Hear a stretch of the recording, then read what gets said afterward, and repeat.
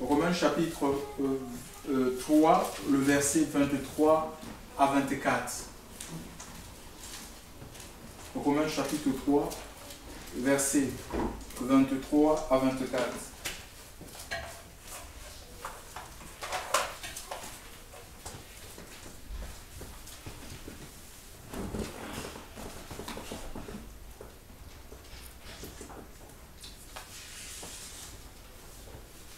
Donc il est dit ceci, car tous ont péché et sont privés de la gloire de Dieu.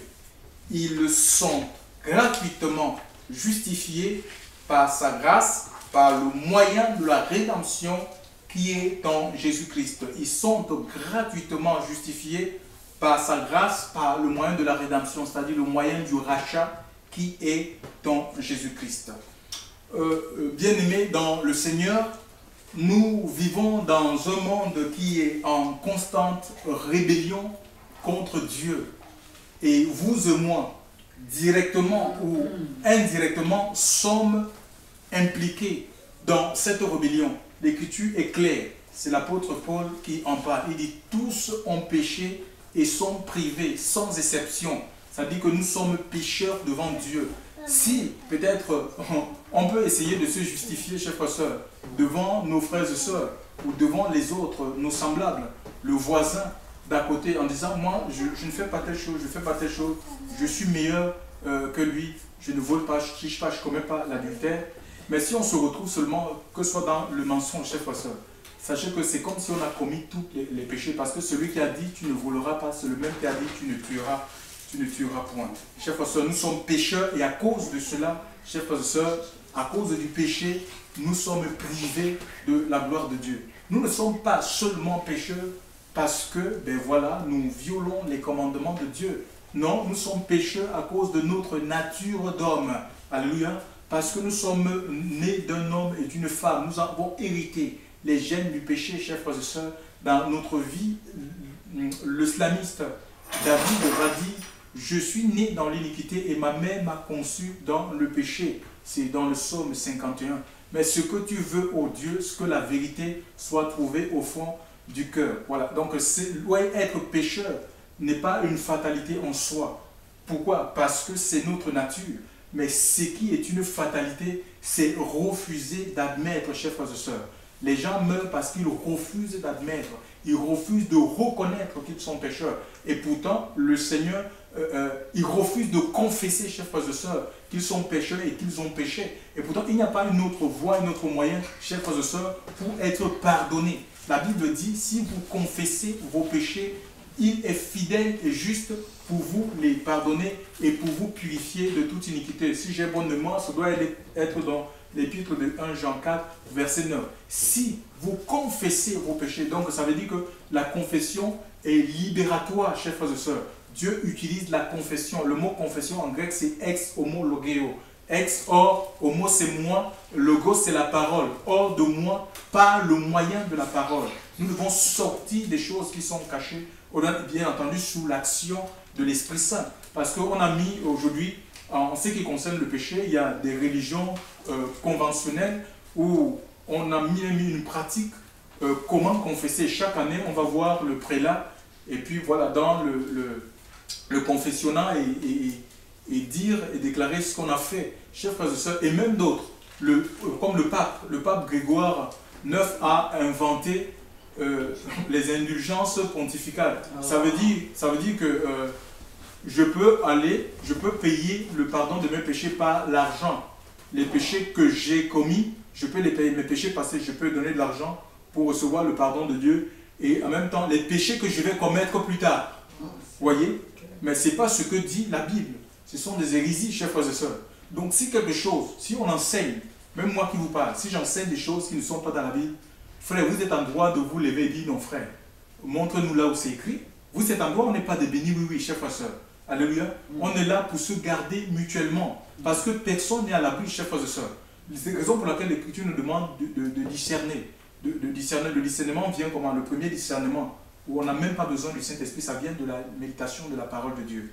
Quand je lis la Bible, et que si un homme prêche le contraire, de ce qui est dans la parole de Dieu, chers frères et sœurs, c'est à refuter, il est même à rejeter. On ne doit même pas le saluer, chers frères et sœurs, dans le Seigneur. Vous voyez, l'Écriture nous dit dans 1 Jean chapitre 4, verset 18, que nous ne devons pas faire... 1 Jean 4, le premier verset, que nous devons pas, ne faites pas foi à tout esprit, mais éprouvez-les pour savoir s'ils viennent de Dieu. Alléluia. Et comment éprouver, comment tester, comment analyser, chers frères et sœurs, ce n'est que par la Bible. Il faut avoir la parole de Dieu, parce que derrière un faux enseignement, il y a un démon. Alléluia. On peut être animé par un démon et se mettre à enseigner des choses qui ne sont pas dans la parole de Dieu, comme le leadership. Ce n'est pas dans la Bible. Le leadership n'est pas dans la Bible. Ça, c'est un langage du monde. Et l'Église ne saurait être une entreprise. Ce sont les directeurs d'entreprise, les cadres qui vont dans les séminaires de leadership pour développer leur business. Mais ce qui rend prospère l'Église, c'est la présence du Saint-Esprit. Lorsque nous lisons les actes des apôtres, chers frères et sœurs, et nous voyons que parce qu'il y avait la crainte au milieu des croyants, de ceux qui avaient cédé à la bonne nouvelle, chers frères et sœurs, de ceux qui avaient accepté Jésus-Christ dans leur vie comme sauveur et Seigneur personnel, que ce soit dans Actes chapitre 2 ou Actes chapitre 9, l'Écriture nous dit que le Seigneur lui-même ajoutait dans l'Église ceux qui étaient sauvés. Donc c'est le Saint-Esprit. Donc le Saint-Esprit ajoutait dans l'Église ceux qui étaient sauvés. Donc c'est le Saint-Esprit qui attire les âmes à l'Église. Nous devons sortir des méthodes humaines, conventionnelles, mises en place par les hommes, comme les évangélisations. On va déposer des prospectus dans les boîtes aux lettres en disant même ce que nous allons faire. Nous allons prier pour les malades. Je les ai fait par le passé. Je me suis repenti. Donc, parce que je crois aujourd'hui que ce n'est pas notre œuvre, c'est l'œuvre du Seigneur. Dieu ne nous a pas appelés à bâtir quelque chose, une organisation quelconque. Alléluia. Il nous a appelés pour être ouvriers dans son champ. Et il nous a qualifiés pour un domaine bien spécifique. Un homme ne peut pas tout faire. L'Église, c'est un ensemble. Alléluia. Et il y a des niveaux de gloire, des niveaux d'élévation, des niveaux de service que seuls nous ne pourrions jamais atteindre. Nous avons besoin de collaborer. Alléluia. Et Dieu utilise qui il veut comme il veut. Alléluia. C'est lui le chef. Il ne nous a pas établis dans l'Église pour être sous-seigneur après lui. C'est lui le Seigneur, c'est lui qui compose le corps.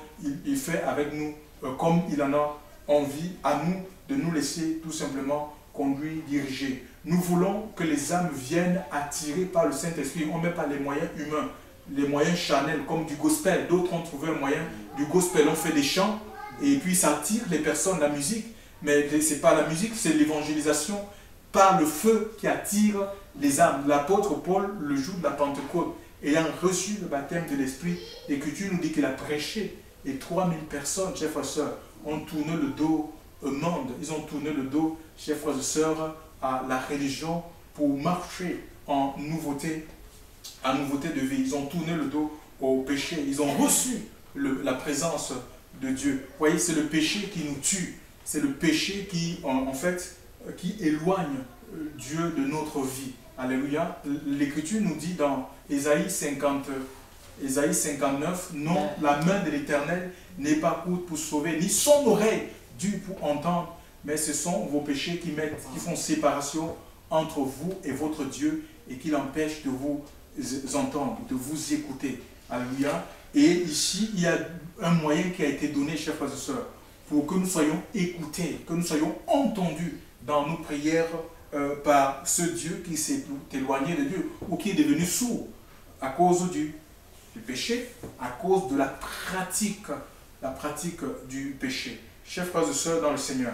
Donc il dit ici, dans le verset Matthieu 24, dans le verset 24 de Romains chapitre 3, ils sont gratuitement justifiés par sa grâce. On n'est pas sauvé. Ce n'est pas la foi qui sauve.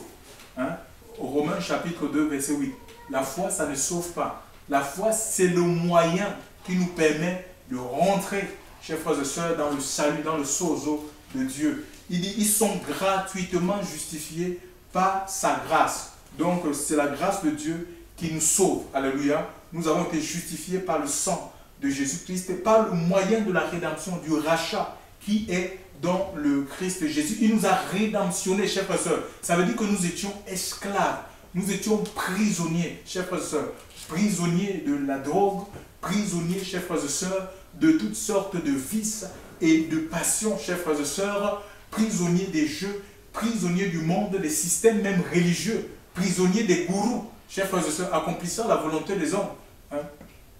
Mais le Seigneur il nous a rédemptionnés, c'est-à-dire il nous a rachetés, chers frères et sœurs. Alléluia. Il nous a libérés, il a payé de sa vie. Alléluia. La rançon, c'est le prix qu'on paye pour libérer un prisonnier. Donc c'est sa vie qui a été donnée, chers frères et sœurs, pour nous délivrer, chers frères et sœurs, du péché et nous rendre acceptables devant le Seigneur.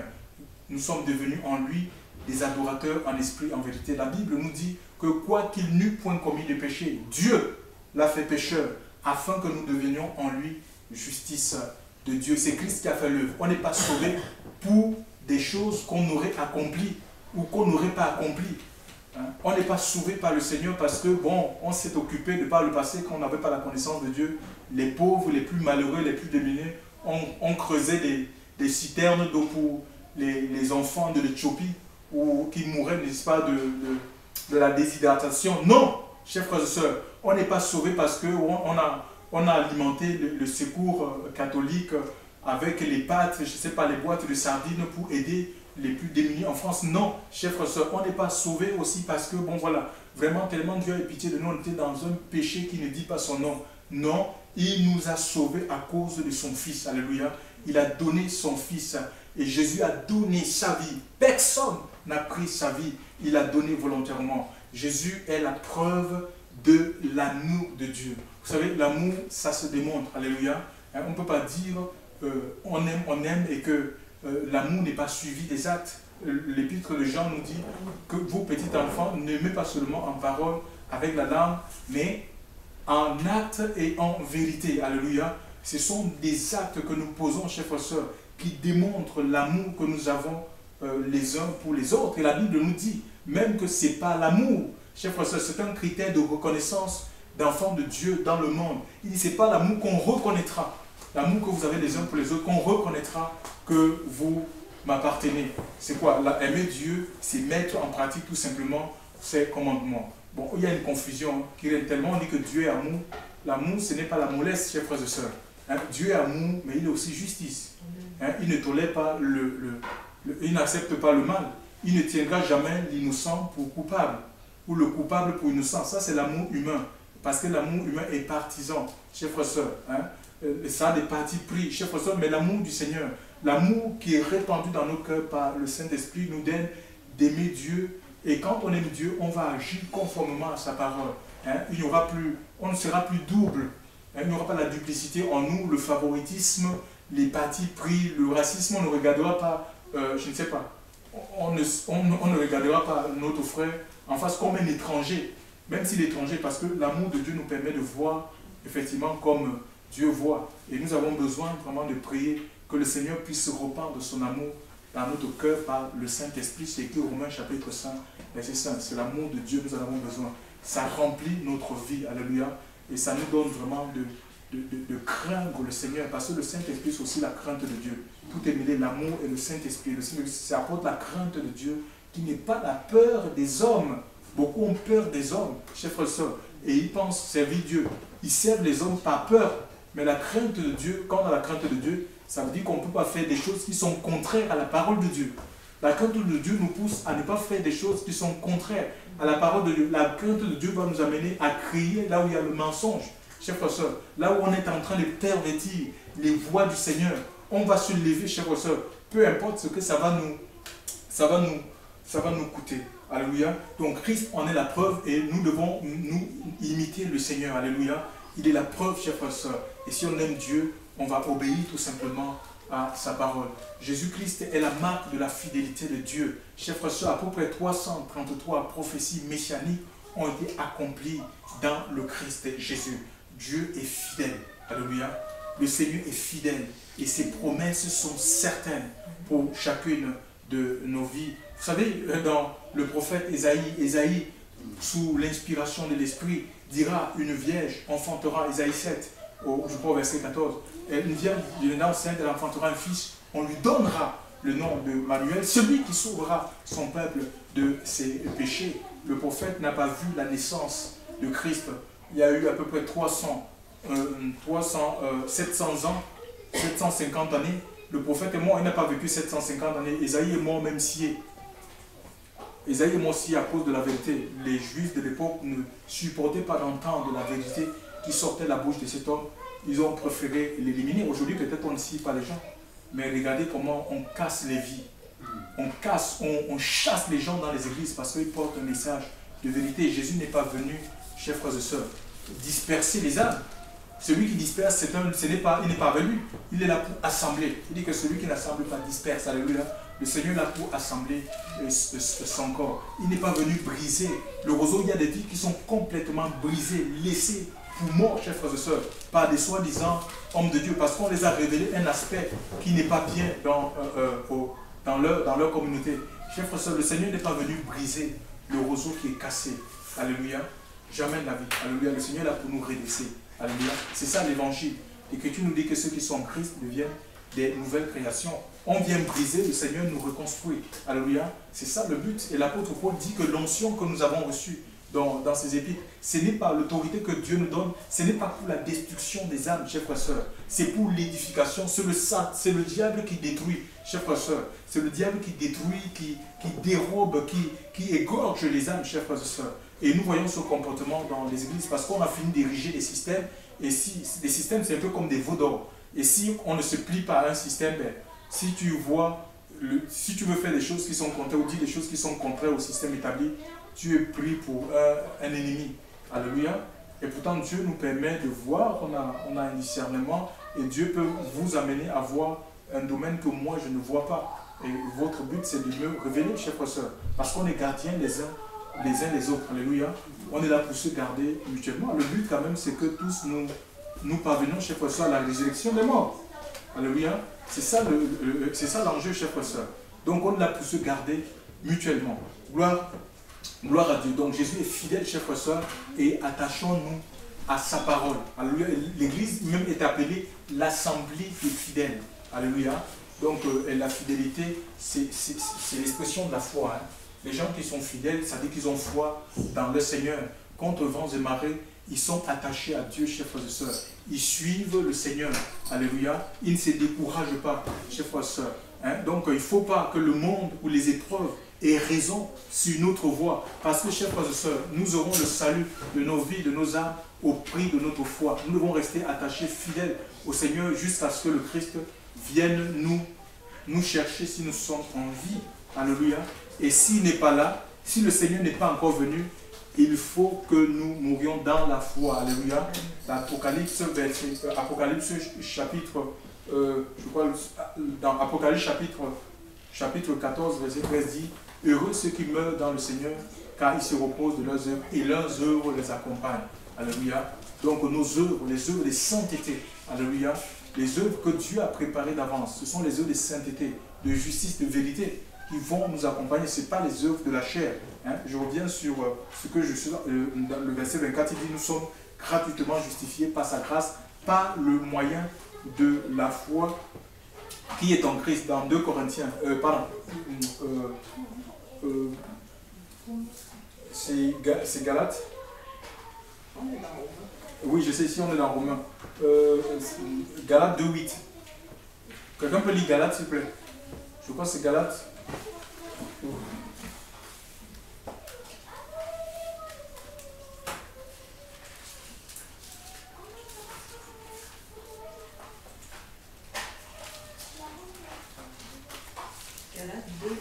Oui, qu'est-ce que ça dit, Galates 2:8? Ah non, c'est Éphésiens, pardon. C'est Éphésiens 2:8, ouais. Éphésiens.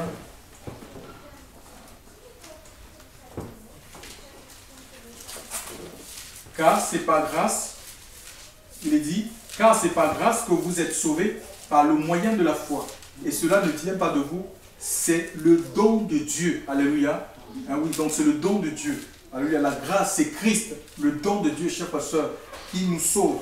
Ce n'est point pas les œuvres afin que personne ne se glorifie. Hein, que personne dit, oh oui, c'est parce que j'ai fait telle chose, c'est parce que j'ai soutenu tel homme de Dieu, c'est pourquoi. Non, même on n'est pas exaucé, chers frères et sœurs. On n'est pas béni par rapport aux œuvres que nous faisons, chers frères et sœurs. C'est la grâce de Dieu, alléluia. Nous sommes rentrés dans la grâce et si nous restons, il nous a rédemptionnés, chers frères et sœurs. Ça veut dire que nous étions esclaves, nous étions prisonniers, chers frères et sœurs. Prisonniers de la drogue, prisonniers, chers frères et sœurs, de toutes sortes de vices et de passions, chers frères et sœurs, prisonniers des jeux, prisonniers du monde, des systèmes même religieux, prisonniers des gourous, chers frères et sœurs, accomplissant la volonté des hommes. Hein? Mais le Seigneur il nous a rédemptionnés, c'est-à-dire il nous a rachetés, chers frères et sœurs. Alléluia. Il nous a libérés, il a payé de sa vie. Alléluia.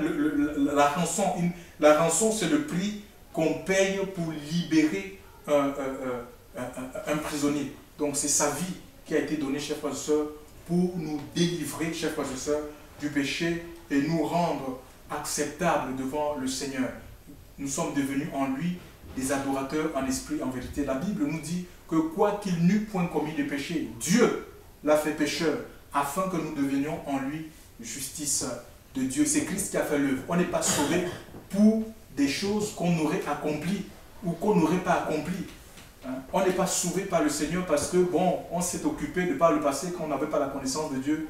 Les pauvres, les plus malheureux, les plus démunis, on creusait des citernes d'eau pour les enfants de l'Éthiopie ou qui mouraient, n'est-ce pas, de la déshydratation. Non, chers frères et sœurs, on n'est pas sauvé parce qu'on a alimenté le secours catholique avec les pâtes, je ne sais pas, les boîtes de sardines pour aider les plus démunis en France. Non, chers frères et sœurs, on n'est pas sauvé aussi parce que, bon voilà, vraiment tellement Dieu a eu pitié de nous, on était dans un péché qui ne dit pas son nom. Non, il nous a sauvés à cause de son Fils. Alléluia.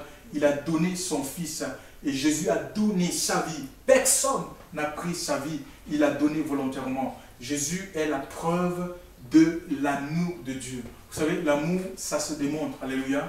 On ne peut pas dire on aime et que l'amour n'est pas suivi des actes. L'épître de Jean nous dit que vous, petits enfants, n'aimez pas seulement en parole avec la langue, mais en acte et en vérité. Alléluia. Ce sont des actes que nous posons, chers frères et sœurs, qui démontrent l'amour que nous avons les uns pour les autres. Et la Bible nous dit même que ce n'est pas l'amour. Chers frères et sœurs, c'est un critère de reconnaissance d'enfants de Dieu dans le monde. Il dit, ce n'est pas l'amour qu'on reconnaîtra.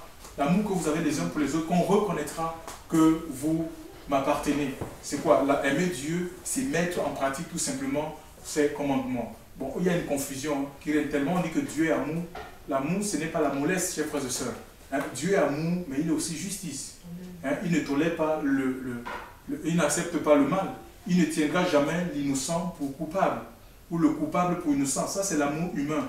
Parce que l'amour humain est partisan, chers frères et sœurs. Hein? Ça a des partis pris, chers frères et sœurs, mais l'amour du Seigneur, l'amour qui est répandu dans nos cœurs par le Saint-Esprit nous donne d'aimer Dieu. Et quand on aime Dieu, on va agir conformément à sa parole. Hein? On ne sera plus double. Hein? Il n'y aura pas la duplicité en nous, le favoritisme, les partis pris, le racisme. On ne regardera pas, je ne sais pas, on ne regardera pas notre frère en face comme un étranger. Même si l'étranger, parce que l'amour de Dieu nous permet de voir effectivement comme Dieu voit. Et nous avons besoin vraiment de prier que le Seigneur puisse répandre son amour dans notre cœur par le Saint-Esprit. C'est écrit Romains chapitre 5, verset 5. C'est l'amour de Dieu, nous en avons besoin. Ça remplit notre vie, alléluia. Et ça nous donne vraiment de craindre le Seigneur. Parce que le Saint-Esprit, c'est aussi la crainte de Dieu. Tout est mêlé, l'amour et le Saint-Esprit. Le Saint-Esprit, ça apporte la crainte de Dieu, qui n'est pas la peur des hommes. Beaucoup ont peur des hommes, chers frères et sœurs, et ils pensent servir Dieu. Ils servent les hommes par peur. Mais la crainte de Dieu, quand on a la crainte de Dieu, ça veut dire qu'on ne peut pas faire des choses qui sont contraires à la parole de Dieu. La crainte de Dieu nous pousse à ne pas faire des choses qui sont contraires à la parole de Dieu. La crainte de Dieu va nous amener à crier là où il y a le mensonge. Chers frères et sœurs, là où on est en train de pervertir les voies du Seigneur, on va se lever, chers frères et sœurs, peu importe ce que ça va nous coûter. Alléluia. Donc Christ en est la preuve et nous devons nous imiter le Seigneur. Alléluia. Il est la preuve, chers frères et sœurs. Et si on aime Dieu, on va obéir tout simplement à sa parole. Jésus-Christ est la marque de la fidélité de Dieu. Chers frères et sœurs, à peu près 333 prophéties messianiques ont été accomplies dans le Christ Jésus. Dieu est fidèle. Alléluia. Le Seigneur est fidèle et ses promesses sont certaines pour chacune de nos vies. Vous savez, dans le prophète Ésaïe, sous l'inspiration de l'Esprit, dira une vierge enfantera, Ésaïe 7, je crois au verset 14, une vierge enceinte, elle enfantera un fils, on lui donnera le nom de Manuel, celui qui sauvera son peuple de ses péchés. Le prophète n'a pas vu la naissance de Christ. Il y a eu à peu près 700 ans, 750 années. Le prophète est mort, il n'a pas vécu 750 années. Ésaïe est mort même scié. Ésaïe est mort scié à cause de la vérité. Les Juifs de l'époque ne supportaient pas d'entendre la vérité qui sortait de la bouche de cet homme. Ils ont préféré l'éliminer. Aujourd'hui, peut-être on ne scie pas les gens. Mais regardez comment on casse les vies. On chasse les gens dans les églises parce qu'ils portent un message de vérité. Jésus n'est pas venu, chers frères et sœurs, disperser les âmes. Celui qui disperse, il n'est pas venu. Il est là pour assembler. Il dit que celui qui n'assemble pas disperse. Alléluia. Le Seigneur est là pour assembler son corps. Il n'est pas venu briser le roseau. Il y a des vies qui sont complètement brisées, laissées pour mort, chers frères et sœurs, par des soi-disant hommes de Dieu, parce qu'on les a révélé un aspect qui n'est pas bien dans leur communauté. Chers frères et sœurs, le Seigneur n'est pas venu briser le roseau qui est cassé. Alléluia. Jamais de la vie. Alléluia. Le Seigneur est là pour nous redresser. Alléluia. C'est ça l'évangile. L'Écriture nous dit que ceux qui sont en Christ deviennent des nouvelles créations. On vient briser, le Seigneur nous reconstruit. Alléluia. C'est ça le but. Et l'apôtre Paul dit que l'onction que nous avons reçue dans ces épîtres, ce n'est pas l'autorité que Dieu nous donne, ce n'est pas pour la destruction des âmes, chers frères et sœurs, c'est pour l'édification. C'est le diable qui détruit, chers frères et sœurs, c'est le diable qui détruit, qui dérobe, qui égorge les âmes, chers frères et sœurs. Et nous voyons ce comportement dans les églises parce qu'on a fini d'ériger des systèmes, et si les systèmes c'est un peu comme des veaux d'or, et si on ne se plie pas à un système, si tu veux faire des choses qui sont contraires ou dire des choses qui sont contraires au système établi, tu es pris pour un ennemi. Alléluia. Et pourtant, Dieu nous permet de voir, on a un discernement, et Dieu peut vous amener à voir un domaine que moi je ne vois pas. Et votre but, c'est de me révéler, chers frères et sœurs, parce qu'on est gardiens les uns les autres. Alléluia. On est là pour se garder mutuellement. Le but, quand même, c'est que tous nous parvenons, chers frères et sœurs, à la résurrection des morts. Alléluia. C'est ça l'enjeu, chers frères et sœurs. Donc, on est là pour se garder mutuellement. Gloire à Dieu. Donc Jésus est fidèle, chers frères et sœurs, et attachons-nous à sa parole. Alléluia. L'Église même est appelée l'assemblée des fidèles. Alléluia. Donc la fidélité, c'est l'expression de la foi. Hein. Les gens qui sont fidèles, ça veut dire qu'ils ont foi dans le Seigneur. Contre vents et marées, ils sont attachés à Dieu, chers frères et sœurs. Ils suivent le Seigneur.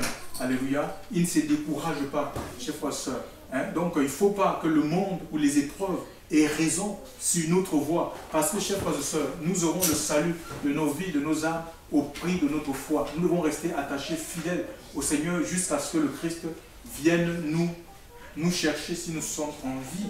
Alléluia. Et s'il n'est pas là, si le Seigneur n'est pas encore venu, il faut que nous mourions dans la foi. Alléluia. L'Apocalypse, Apocalypse chapitre, je crois, dans Apocalypse chapitre 14, verset 13 dit: heureux ceux qui meurent dans le Seigneur, car ils se reposent de leurs œuvres et leurs œuvres les accompagnent. Alléluia. Donc nos œuvres, les œuvres de sainteté, alléluia, les œuvres que Dieu a préparées d'avance, ce sont les œuvres de sainteté, de justice, de vérité, qui vont nous accompagner. Ce n'est pas les œuvres de la chair. Hein. Je reviens sur ce que je suis dans le verset 24, il dit: nous sommes gratuitement justifiés par sa grâce, par le moyen de la foi qui est en Christ. Dans 2 Corinthiens, c'est Galates. Oui, je sais, ici on est dans Romains. Galates 2.8. Quelqu'un peut lire Galates, s'il vous plaît? Je crois que c'est Galates.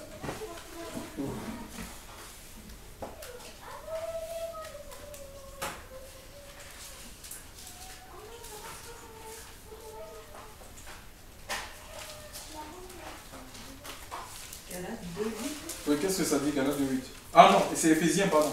C'est Éphésiens 2.8, ouais. Éphésiens.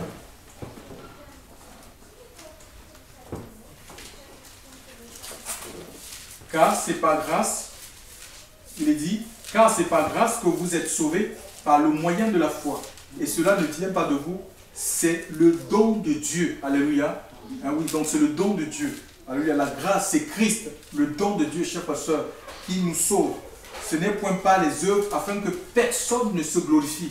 Hein, que personne dise, oh oui, c'est parce que j'ai fait telle chose, c'est parce que j'ai soutenu tel homme de Dieu, c'est pourquoi. Non, même on n'est pas exaucé, chers frères, on n'est pas béni par rapport aux œuvres que nous faisons, chers frères. C'est la grâce de Dieu, alléluia. Nous sommes rentrés dans la grâce, et si nous restons obéis à son esprit pour entendre sa voix, nous dit, voilà, je veux que tu, mon fils, ma fille, que tu fasses telle chose pour moi, chers frères, parce que, en fait, la Bible dit dans le livre de Jean, chapitre 14, je crois, verset 12, que celui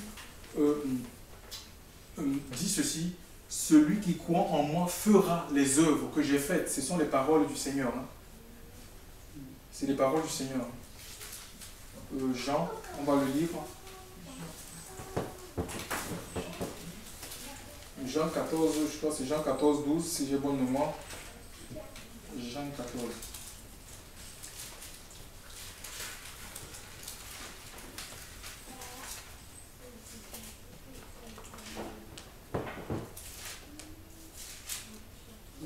Voilà, en vérité, je vous le dis, celui qui croit en moi fera aussi les œuvres que j'ai faites et il en fera de plus grandes parce que je m'en vais au Père. Il est allé au Père, il a envoyé quoi? Le Saint-Esprit.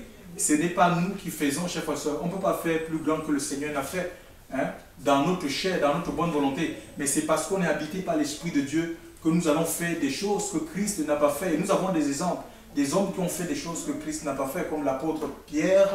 Son ombre, quand on lit à des apôtres, l'ombre de Pierre guérissait les malades. Il y a les mouchoirs de l'apôtre Paul aussi, qui guérissaient. On pouvait les transporter d'une ville à une autre et en les appliquant aux malades, les malades étaient guéris. En fait, c'est la présence du Seigneur, lui qui agissait à travers ces mouchoirs ou à travers l'ombre de Pierre. C'est lui qui fait l'œuvre, alléluia. Et l'Esprit de Dieu a été donné pour perpétuer le ministère de Christ à travers le croyant. Il dit celui qui croit en moi. Il n'est pas dit le pasteur ou l'apôtre ou le prophète ou je ne sais pas l'évangéliste ou le prédicateur. Nous dit celui qui croit en moi. Tu peux mettre ton nom. Si tu crois au Seigneur, il n'est pas aussi question de s'élever soi-même. Alléluia. Non, c'est l'Esprit de Dieu qui va te permettre de rentrer dans les œuvres que le Seigneur a préparées d'avance pour que nous les pratiquions. Nous sommes l'ouvrage de Dieu. Donc arrêtons de vouloir faire les choses à la place de Dieu. Faisons ce qui est commandé tout simplement par le Seigneur. Gloire à Dieu. Gloire à Dieu. Nous sommes gratuitement justifiés, chers frères et sœurs, et restons attachés au Seigneur. Parce qu'en fait, le salut que nous avons reçu, on peut aussi le perdre si on ne persévère pas. Alléluia. Même s'il y a de la tribulation, chers frères et sœurs, il y aura de la tribulation, il y aura de la persécution, il y aura des incompréhensions. Les gens vont se lever. Mais l'Écriture nous dit, chers frères et sœurs, qu'au milieu de l'apostasie, chers frères et sœurs, qui règne le régnement de la foi, l'amour du plus grand nombre, qui refroidit l'amour de Dieu, l'amour des commandements. Les gens abandonnent les commandements de Dieu pour aller vivre les plaisirs de la vie. Il dit, celui seul qui va persévérer jusqu'à la fin, c'est celui-là qui sera sauvé. Donc ça engage, le salut est personnel, chers frères et sœurs. Donc au personnel, nous devons vraiment prendre au sérieux notre relation avec le Seigneur. Que les gens tombent à notre côté, 10 000 à notre droite, qui dit, mais toi tu ne seras pas, attends, toi tu suis Dieu, tu ne vas pas rentrer dans une vie de péché parce que les gens pêchent autour de toi. Alléluia. Hein, c'est une question de vie ou de mort. Hein. Une question de vie ou de mort éternelle. Et si nous restons dans la main du Seigneur, je crois que le Saint-Esprit nous gardera jusqu'à son retour. C'est ça, c'est l'Esprit Saint. Alléluia. C'est l'Esprit de sainteté et ça joue le rôle du sel. Le sel conserve les aliments et le Saint-Esprit nous est donné, va nous conserver purs jusqu'au retour de Christ. C'est l'Esprit Saint qui nous purifie. Hein. On se purifie par nos propres forces. C'est le Saint-Esprit qui nous purifie, raison pour laquelle nous avons besoin, chers frères et sœurs, nous avons besoin de l'Esprit de Dieu. Nous avons besoin d'être renouvelés dans l'Esprit. C'est l'Esprit de Dieu qui nous apporte l'assurance. Alléluia. L'assurance du salut. On n'a pas l'assurance du salut parce que les gens nous ont dit que voilà, tu as l'assurance du salut. Non, c'est parce que tu as l'Esprit de Dieu en toi. Chers frères et sœurs, on connaît les choses de Dieu parce qu'on a l'Esprit, on a reçu l'Esprit Saint dans notre vie. Alléluia, attachons-nous tout simplement au Seigneur. Et Dieu va continuer à faire son œuvre. Parce que, en fait, l'œuvre de Dieu, c'est nous. Hein, donc, je vous conseille de lire tout le livre de Éphésiens, chapitre 2. Il dira que nous sommes son ouvrage ayant été créés pour des bonnes œuvres. Hein. Éphésiens 2, verset 10. Donc, nous sommes l'ouvrage de Dieu. Alléluia. Donc, l'œuvre de Dieu, ce n'est pas les bâtiments, ce n'est pas les organisations, ce n'est pas les sectes. Hein, quand on fait l'œuvre de Dieu, ce n'est pas un problème de grande mission. Courir à gauche, à droite, les grandes affiches, qui est la plus grande église. Les gens sont dans les compétitions, qui fait plus de culte. On a sorti même des méthodes aujourd'hui, 4 cultes. Un pasteur fait 4 cultes, comme s'il était le seul qui a reçu la prédication. Dieu peut déposer la prédication dans la vie d'un simple croyant, même pour apporter et encourager et exhorter le peuple de Dieu. Chers frères, c'est la chair. Hein, c'est se mettre avant. Donc, nous avons besoin, c'est nous l'œuvre de Dieu. Alléluia. Et laissons l'Esprit de Dieu et la parole de Dieu opérer des transformations que Dieu veut. Parce que le but, c'est lui ressembler tout simplement. Tel il est, et que tu nous dis, tel nous serons. Mais puisqu'il n'est pas encore là, ben, on se laisse conduire. On laisse que le Seigneur achève ce qu'il a commencé. Alléluia. Donc, on ne met pas de barrière à l'action du Saint-Esprit dans notre vie pour quelque raison que ce soit. Que le Seigneur nous bénisse, qu'il nous fortifie, qu'il nous encourage dans la marche ce matin et vraiment qu'il nous renouvelle dans le baptême de son esprit. Et celui seul qui va persévérer jusqu'à la fin, c'est celui-là qui sera sauvé. Donc ça engage, le salut est personnel, chers frères et sœurs. Donc au personnel, nous devons vraiment prendre au sérieux notre relation avec le Seigneur. Que les gens tombent à notre côté, 10 000 à notre droite, qui dit, mais toi tu ne seras pas, attends, toi tu suis Dieu. Tu ne vas pas rentrer dans une vie de péché parce que les gens pêchent autour de toi. Alléluia. Hein, c'est une question de vie ou de mort. Hein. Une question de vie ou de mort éternelle. Et si nous restons dans la main du Seigneur, je crois que le Saint-Esprit nous gardera jusqu'à son retour. C'est ça, c'est l'Esprit Saint. Alléluia. C'est l'Esprit de sainteté et ça joue le rôle du sel. Le sel conserve les aliments et le Saint-Esprit nous est donné, va nous conserver purs jusqu'au retour de Christ. C'est l'Esprit Saint qui nous purifie. Hein. On se purifie par nos propres forces. C'est le Saint-Esprit qui nous purifie, raison pour laquelle nous avons besoin, chers frères et sœurs, nous avons besoin de l'Esprit de Dieu. Nous avons besoin d'être renouvelés dans l'Esprit. C'est l'Esprit de Dieu qui nous apporte l'assurance. Alléluia. L'assurance du salut. On n'a pas l'assurance du salut parce que les gens nous ont dit que voilà, tu as l'assurance du salut. Non, c'est parce que tu as l'Esprit de Dieu en toi.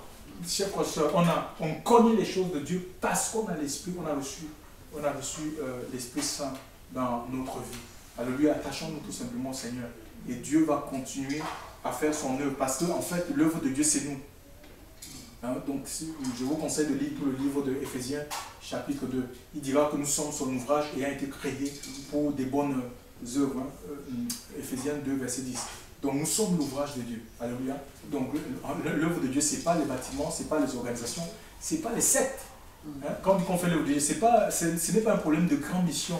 Courir à gauche, à droite, les grandes affiches, qui est la plus grande église. Les gens sont dans les compétitions, qui fait plus de culte. On a sorti même des méthodes aujourd'hui, 4 cultes. Un pasteur fait 4 cultes, comme s'il était le seul qui a reçu la prédication. Dieu peut déposer la prédication dans la vie d'un simple croyant, même pour apporter et encourager et exhorter le peuple de Dieu. Chers frères, c'est la chair. Hein, c'est se mettre avant. Donc, nous avons besoin, c'est nous l'œuvre de Dieu. Alléluia. Et laissons l'Esprit de Dieu et la parole de Dieu opérer des transformations que Dieu veut. Parce que le but, c'est lui ressembler tout simplement. Tel il est, et que tu nous dis, tel nous serons. Mais puisqu'il n'est pas encore là, ben, on se laisse conduire. On laisse que le Seigneur achève ce qu'il a commencé. Alléluia. Donc, on ne met pas de barrière à l'action du Saint-Esprit dans notre vie pour quelque raison que ce soit. Que le Seigneur nous bénisse, qu'il nous fortifie, qu'il nous encourage dans la marche ce matin et vraiment qu'il nous renouvelle dans le baptême de son esprit.